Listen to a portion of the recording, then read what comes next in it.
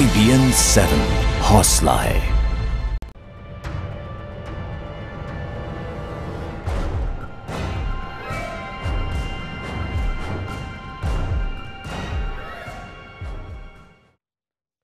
भाई 8 बजे में एक बार फिर से आपका स्वागत है और इस बार अब बात करेंगे हमारी यानी IBN 7 की खास मुहिम की। एक ऐसी मुहिम जो हमको हौसला देती है क्योंकि हम आपके साथ खड़े, खासकर वो लोग जो दिल्ली से सटे ग्रेटर नोएडा या उसके आसपास के इलाकों में रहते हैं, यहाँ का पानी पीते हैं। आज लगातार 5वां दिन है हमारी इस खास मुहिम का। दिल्ली से सटा कैंसर गांव, एक ऐसा इलाका जहां 5 साल में 125 से ज्यादा कैंसर मरीजों की मौत हो चुकी है। सालों से ग्रेटर नोएडा का ये गांव और उनके आसपास के इलाके के लोग कैंसर की चंगुल में आकर दम तोड़ रहे हैं। गंदा पानी उनकी जान ले रहा है, उन्हें दर्दनाक मौत दे रहा है। IBN 7 की लगातार मुहिम के बाद आखिरकार नोएडा प्रशासन की, उत्तर प्रदेश सरकार की थोड़ी सी आंखें खुली हैं, लेकिन वो अपनी रफ्तार से काम कर रहा है। वहीं ग्रेटर नोएडा की फैक्ट्रियों में भी हड़कंप मच गया है कि ये निष्पक्ष और निर्भीक IBN 7 का कैमरा हर रोज उनके दरवाजे पे आकर क्यों खड़ा हो जाता है। अब कोशिश ये दिखाने और करने की हो रही है कि उनके स्तर पर कुछ भी गैर कानूनी नहीं हुआ। ये तमाम फैक्ट्री के लोग बार बार साबित करना चाहते हैं, लेकिन सच्चाई यही है कि यही वो फैक्ट्रियां हैं जो बड़े स्तर पर ग्रेटर नोएडा के गांवों के जमीन में जहरीला पानी इंजेक्ट कर रहे हैं, जबरदस्ती ठूस रहे हैं और वो पानी पीने के पानी के साथ मिलकर आम आदमी की जीवन को मुहाल कर रहा है। कैसे अपनी काली करतूत को छिपाने की कोशिश ये फैक्ट्रियां या उसके मालिक कर रहे हैं, कितनी कोशिश कर रहे हैं, लेकिन IBN 7 के कैमरे से वो नहीं बच पाएंगे। 4 दिन के भीतर एक ही फैक्ट्री में दूसरी बार हमारे कैमरामैन, हमारे रिपोर्टर पहुंचे। देखिए क्या फर्क दिखा।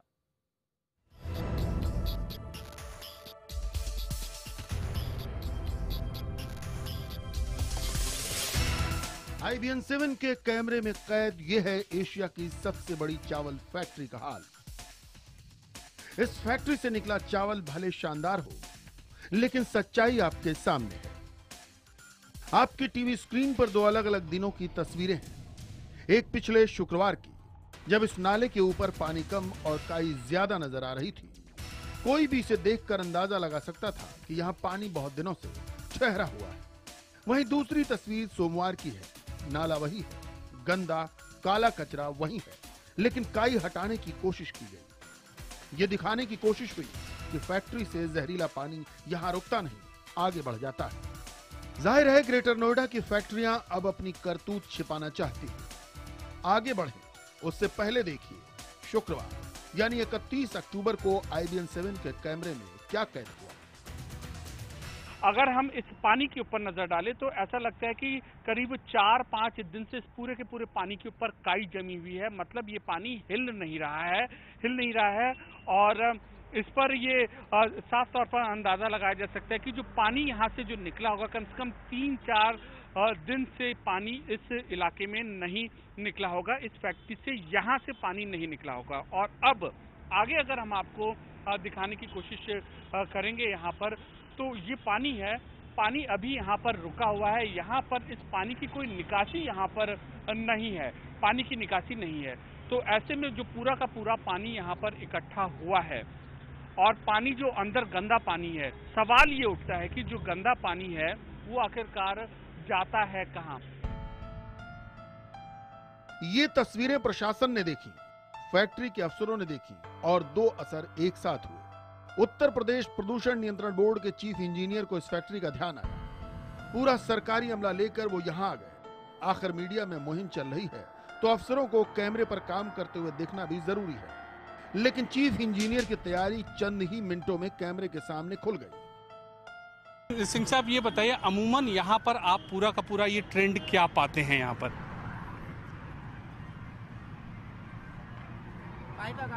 पोल्यूशन का ट्रेंड क्या पाते हैं आप यहाँ पर?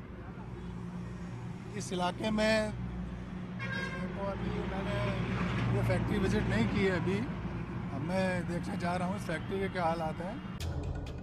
प्रदूषण रोकने के जिम्मेदार अफसर की बातों पर गौर कीजिए। एक फैक्ट्री जहर का पानी उगल रही है और उन्हें इसकी खबर नहीं। आखिर किसी ने उन्हें पहले यहां आने का न्योता ही नहीं दिया था। भला हो IBN 7 के कैमरे का, जो उन्हें यहां आने की वजह मिल गई। फैक्ट्री से निकले पानी से जो नाला बना है, वहां पहुंचकर वो समझने की कोशिश करते हैं कि पानी किधर से आ रहा है, किधर जा रहा है। फैक्ट्री का आउटलेट किधर है इसमें? आउटलेट सर आगे से पंप से, ये आगे ड्रेन है उसमें सर करते हैं। तो ड्रेन का पानी तो उधर जाना चाहिए। जी सर। हाँ, इस पे सर आगे पंप लगा के ये ड्रेन करते हैं सर उधर। तो ये पानी कहाँ से आ रहा है फिर? ये सर उसी का एरिया का ही सर बैक अंदर से इकट्ठा होता रहता है। अगर प्रदूषण नियंत्रण बोर्ड के चीफ इंजीनियर ने यह काम पहले कर लिया होता तो शायद फैक्ट्री वालों की हिम्मत न होती इस तरह जहर को बिना ट्रीट किए खुले में बहाने की। IBN 7 उनसे लगातार सवाल करता रहा। वो टालते रहे कि एक बार फैक्ट्री को भीतर से देख लें। आखिरकार भीतर जाने से पहले उन्हें यह कहना पड़ा कि मौजूदा हालात में वो फैक्ट्री की पानी निकासी के इंतजाम को 0 नंबर देंगे। ये अभी सही नहीं है, ड्रेनेज तो सही नहीं है। मैंने पूछा 10 में से अभी आप इसको कितना मार्क्स देंगे? ये तो स्टैग्नेंट वाटर है, ये तो 10 में से 0 मिलेगा इसको तो। सवालों से घबराए प्रशासन ने तेजी के साथ फैक्ट्री के भीतर जाना ही मुनासिब समझा। जांच टीम ने पूरी फैक्ट्री का मुआयना किया, पानी के सैंपल लिए। अफसरों का जोर यह भी जानने में है कि फैक्ट्री से निकलने वाले पानी में अभी कितना पेस्टिसाइड है। जांच हो रही है और मीडिया के दबाव को कम करने की कोशिश भी। IBN 7 ने पहले भी मुद्दे उठाए और ये एक बहुत जागरूक चैनल है और हम बताते हैं कि IBN 7 ने जो पहले मुद्दे उठाए थे वो भी एक रेमिडिएशन का था, वो लोगों ने काफी हद तक पूरा कर दिया। ये ग्रेटर नोएडा की सिर्फ एक फैक्ट्री का हाल है। IBN 7 की लगातार कवरेज के बाद अब प्रशासन हरकत में आया है तो फैक्ट्रियां भी खुद को कानून के मुताबिक दुरुस्त करने की कोशिश कर रही हैं। सवाल यही है, क्यों इतना कुछ होने के लिए 125 से ज्यादा लोगों की मौत का इंतजार किया गया? क्यों उस फैक्ट्री पर पहले ही लगाम नहीं लगाई गई जिसने अपना गंदा कचरा सीधे ग्राउंड वाटर में मिलाना शुरू किया था? छापेमारी की ये कवायद प्रशासन ने अब शुरू की है। देर से ही सही प्रशासन की आंखें खुली हैं और लोगों में उम्मीद जगी है। लेकिन इन सब के बीच सवाल ये उठता है कि क्या अगर ये त्वरित कार्रवाई पहले की जाती तो शायद जो मौत का आंकड़ा है ये काफी कम हो सकता था। कैमरा पर्सन अनिल सूद के साथ अमित पांडे, ग्रेटर नोएडा, IBN 7। सवाल ये उठता है कि आखिर मीडिया के दबाव में देश चलेगा क्या? तमाम बाबू, तमाम अधिकारी, तमाम लोग अपनी जिम्मेदारियों से ऐसे ही भागते रहेंगे और मासूम जानों के साथ खिलवाड़ होता रहेगा। एक नहीं, दो नहीं, 125 लोग मरेंगे तब जाके प्रशासन जागेगा। सवाल ये कि आखिरकार मीडिया के दबाव में या कानून के डंडे की वजह से सरकारी बाबू या प्रशासन काम क्यों करता है? डंडा कमजोर पड़ता है, कैमरा हटता है तो अफसर भी अपनी रफ्तार पर आ जाते हैं। वही ढाक के 3 बात की जांच चल रही है, जांच कर रहे हैं, जो होगा बताएंगे। यही चीजें हमको शुरू में 2 दिन अपनी इस मुहिम में सुनाई दी थी, लेकिन हमने तय किया क्योंकि ये खबर आपके लिए बहुत जरूरी है, हम इस खबर से नहीं हिलेंगे, नहीं डिगेंगे। इसीलिए रोज लगातार 5 दिन तक हम इस खबर को फॉलो कर रहे हैं, क्योंकि हमने ये ठाना है कि इन गांवों को कैंसर मुक्त जरूर बनाएंगे। हम आपको बता दें कि कल रविवार को छुट्टी होने के बावजूद आप सब लोग अपने घरों में रहे होंगे। नोएडा के तमाम अधिकारी, अफसर भी कैंसर पीड़ित इन गांवों में नहीं गए क्योंकि उनका कथित तौर पर वीकली ऑफ रहा होगा। लेकिन हमारे रिपोर्टर, हमारा कैमरा, हमारी टीम इन गांव वालों के साथ खड़ी थी। एक व्यक्ति ने कल कैंसर की वजह से इन्हीं गांव में अपनी जान दी। हमारी टीम वहां भी उनके साथ थी, अपनी रिपोर्ट भेजी। कल कैंसर से जिस आदमी की मौत हुई उसके घर भी गई, लेकिन प्रशासन का कोई भी आदमी उस घर तक नहीं पहुंचा। ऐसे में हम कुछ सवाल पूछना चाहेंगे। क्या जांच की रफ्तार जानबूझकर धीमी रखी जा रही है? क्या प्रशासन या फैक्ट्री मालिकों का दबाव है प्रशासन पर, या कोई फैक्ट्री मालिकों को निजी फायदे के लिए प्रशासन ये राहत पहुंचा रहा है? क्या कहीं कोई रिश्वतखोरी का मामला है, घूसखोरी का मामला है? क्या प्रशासन वाकई इस जांच को लेकर गंभीर है, या वो सिर्फ मीडिया की वजह से, कैमरे की वजह से, हमारे रिपोर्टर की वजह से दबाव में काम कर रहा है? या फिर जांच का ये दिखावा बंद होगा और हमारे सामने असलियत आएगी? क्या प्रशासन गुनहगारों को सजा भी दिलवाएगा, क्योंकि अगर सजा नहीं मिली तो ये पूरी मुहिम बेकार है। मैं आपको बता दूं, हमारे रिपोर्टर, हमारा कैमरा ये कोशिश करेगा कि इन 125 जानों को लेने के पीछे जो भी व्यक्ति जिम्मेदार है, जो भी संस्था जिम्मेदार है, उस पर कानूनी कार्रवाई जरूर हो। वैसे IBN 7 की मुहिम के बाद आज गांव में एम्स और साइकोलॉजी और प्रिवेंटिव ऑन्कोलॉजी इंस्टीट्यूट के डॉक्टर्स की टीम भी वहां इलाज के लिए पहुंची। लोगों की जांच के बाद डॉक्टरों ने IBN 7 की इस खबर पर मुहर लगा दी और नोएडा की CMO की बात को दरकिनार कर दिया, नकार दिया। इस टीम की माने तो इस गांव में कैंसर मरीजों की संख्या राष्ट्रीय अनुपात से बहुत ज्यादा है। देखिए मेरे सहयोगी अमित पांडे की एक खास रिपोर्ट। ना ही कोई पोखर की सफाई है, ना ही कोई नाली की सफाई है। पानी दूषित हो गया, कैंसर से पीड़ित बहुत लोग हैं, 125 लोग मर चुके हैं। पानी यहाँ का बहुत खराब हो चुका है, इसलिए बीमारी बढ़ रही है। हर आदमी रोगी मिलेगा पेट का। बुखार पकड़ जा रहा है, गला खसखसा रहा है। क्यों? पानी कारण से साफ नहीं आ रहा। पानी सूट ना कर रहा है पेट में, इतने कम से कम तो 2 महीना से ज्यादा है, दवा कोई काट ही ना कर रही। शनिवार को IBN 7 के कैमरे ने लोगों के चेहरे पर दहशत की परछाई देखी। हम लगातार ग्रेटर नोएडा के कई गांवों में ऐसी ही बेबसी और खौफ की तस्वीरें दिखा रहे हैं, ताकि प्रशासन और सरकार अपनी आंखें खोले, लोगों को कैंसर जैसी लाइलाज और दर्दनाक बीमारी का शिकार होने से बचाया जाए। IBN 7 पर लगातार खबर चलने के बाद शनिवार को ग्रेटर नोएडा के बादलपुर अस्पताल में एम्स और साइकोलॉजी और प्रिवेंटिव ऑन्कोलॉजी इंस्टीट्यूट के डॉक्टरों की टीम जांच के लिए पहुंची। डॉक्टरों ने तकरीबन 120 लोगों की जांच की। जांच की रिपोर्ट अभी नहीं आई है, नतीजे आने बाकी हैं, लेकिन डॉक्टरों ने माना कि स्थिति गंभीर है, बेहद गंभीर। 125 डेथ्स हुई हैं, उस पॉपुलेशन में इसको जरूर हमें सीरियसली देखना चाहिए। और परंतु ये सवाल ये भी उठता है कि इतने दिनों तक क्यों नहीं इसमें जांच करी गई, क्यों ये ओवरनाइट तो हुई नहीं है। तो अब डॉक्टर भी IBN 7 की खबर पर मुहर लगा रहे हैं। हम ये लगातार बताने की कोशिश कर रहे हैं कि स्थिति गंभीर है। हम लगातार अपनी आंखों से लोगों की दर्दनाक मौत देख रहे हैं। जब से हमारी मुहिम शुरू हुई है, तब से ही ग्रेटर नोएडा के 2 गांवों में 2 लोगों की कैंसर से मौत हो चुकी है। 30 अक्टूबर को ग्रेटर नोएडा के अच्छजा गांव में 62 साल की श्यामवती की पेट के कैंसर से मौत हो गई। हमारी मदर को पेट में कैंसर था, डॉक्टरों ने 5 साल पहले डिक्लेयर किया था। किस वजह से पेट का कैंसर फैला इन्हें? दूषित जल की वजह से जी। और उस दूषित जल को देखा भी गया आंखों से, उसका कलर बदलता दिखाई दिया। वहीं दुजाना गांव के 47 साल के सुभाष की मौत 2 नवंबर यानी रविवार को हुई। सुभाष को भी पेट का कैंसर था। IBN 7 ने 30 अक्टूबर को सुभाष की दर्दनाक स्थिति को दिखाया भी था। हमें अफसोस है कि सुभाष को बचाया नहीं जा सका। मेन कारण यही है जी, पानी खराब है, पानी दूषित हो चुका है इन फैक्ट्रियों की वजह से। आपको लगता है कि सिर्फ पानी की वजह से ही एक वही कारण है? आपने तो आज आपके पिताजी आपके साथ होते शायद। हाँ जी पक्का, पानी और ये कंपनी नहीं होती तो जरूर मेरे पापा मेरे साथ होते आज। लोग मर रहे हैं, दर्दनाक मौत, गंदा पानी लोगों को कैंसर दे रहा है। जाहिर है स्थिति रातों रात नहीं बनी है।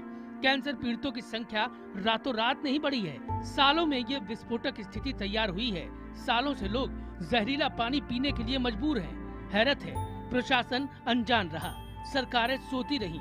किसी ने भी इंसानी जिंदगियों को इस नर्क जैसी स्थिति से उबारने के लिए कुछ नहीं किया। देश की राजधानी के करीब ये गांव जीने के हक से भी महरूम रहा। Amit Pandey, greater Noida, IBN 7। तो देखा आपने किस तरीके से ग्रेटर नोएडा में आम इंसान के साथ, आम जीवन के साथ खिलवाड़ किया जा रहा है।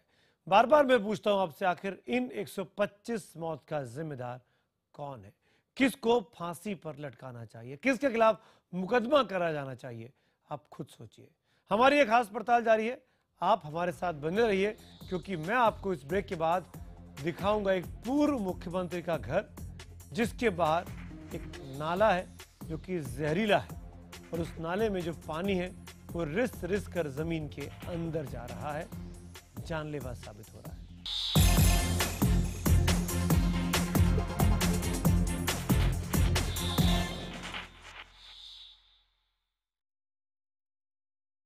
स्वागत है। आज हम बात कर रहे हैं अपनी खास मुहिम दिल्ली से सटे कैंसर गांव की। IBN 7 की तफ्तीश के दौरान आज एक और चौंकाने वाली तस्वीर हमारे रिपोर्टर्स को देखने को मिली। सूबे की पूर्व मुख्यमंत्री मायावती के बादलपुर के घर के ठीक सामने करोड़ों रुपए की लागत से एक नाली बनाई गई है। नाली में मौजूद था हजारों लीटर जहरीला और गंदा केमिकल। हैरानी की बात यह थी कि यह केमिकल इस नाली से कहां निकलता है, इसका कोई रास्ता नहीं है। ये आलम है कि नाली में मौजूद हजारों लीटर जहरीला केमिकल अब भूजल में रिस रिस कर लोगों की जान का दुश्मन बना हुआ है। ग्रेटर नोएडा में कैंसर से जो प्रभावित गांव हैं उस बारे में IBN 7 की मुहिम है, लगातार जारी है और लगातार IBN 7 ये खबर दिखा रहा है। और अब हम आपको दिखाते हैं कि जो फैक्ट्री हैं, फैक्ट्रियों से जो पानी निकलता है उनकी क्या व्यवस्था है। यहाँ पर आप देख सकते हैं कि ये जो पीछे यहाँ पर जो फैक्ट्रियाँ हैं, काफ़ी ज़्यादा यहाँ पर ये जो फैक्ट्रियाँ हैं, इन फैक्ट्रियों के लिए जो आधिकारिक रूप से पानी निकलने की व्यवस्था बनाई गई है वो एक नाला है। यहाँ पर आप देख सकते हैं, यहाँ पर एक ये सरकारी फंड से, सरकारी धन से यहाँ पर नाला ये बनाया गया है। यहाँ पर नाला, और ये एक पूरा का पूरा नाला है, 8 से 10 फीट गहरा नाला है। लेकिन अगर आप इस उधर देखें यहाँ पर, तो ये नाला खत्म कहाँ पर होता है, वहां जाकर ये नाला खत्म हो जाता है। उधर जहां पर दो रोड, जहां पर रोड है यहाँ पर, और ये नाला यहाँ पर खत्म हो जाता है। मतलब कि उन फैक्ट्रियों से निकला हुआ पानी आखिरकार जा किधर रहा है, वो इसकी कोई समुचित व्यवस्था यहाँ पर नहीं है। और अब इस नाले के अंदर क्या है ये हम आपको दिखाने की कोशिश करते हैं।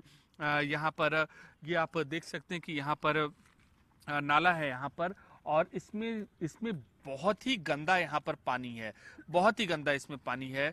जो केमिकल का सड़ा हुआ पानी है, बेहद हानिकारक पानी है। हम आपको दिखाते हैं, आप ये देख सकते हैं कि ये कितना गहरा, कितना गंदा यहाँ पर पानी है। यहाँ पर जो कि कई, अगर 1-2 दिन भी यहाँ पर रहेगा तो कितना खतरनाक है। लेकिन ये जो पानी है यहाँ पर, ये पता नहीं कितने समय से पड़ा है, ये नहीं मालूम, और आगे इस पानी का क्या होगा ये नहीं मालूम। आप बताओ कि गंदा जो पानी है यहाँ पर, ये गंदा पानी है, इसकी निकासी की यहाँ पर कोई व्यवस्था है? नो सर, इसमें कुछ नहीं कर रहा है कोई भी।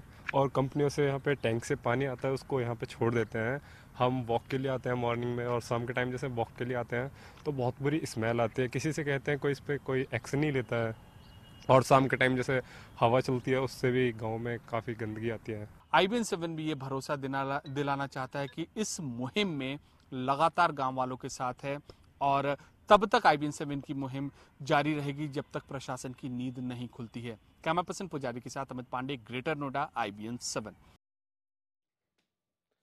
और इस बुलेटिन में फिलहाल इतने, लेकिन हमारी ये मुहिम जारी है जब तक कि ग्रेटर नोएडा के इन मासूम किसानों को, इन मासूम लोगों को इंसाफ नहीं मिलता। छोटा सा ब्रेक के उस पार हाजिर होंगे इंडिया 9 बजे में।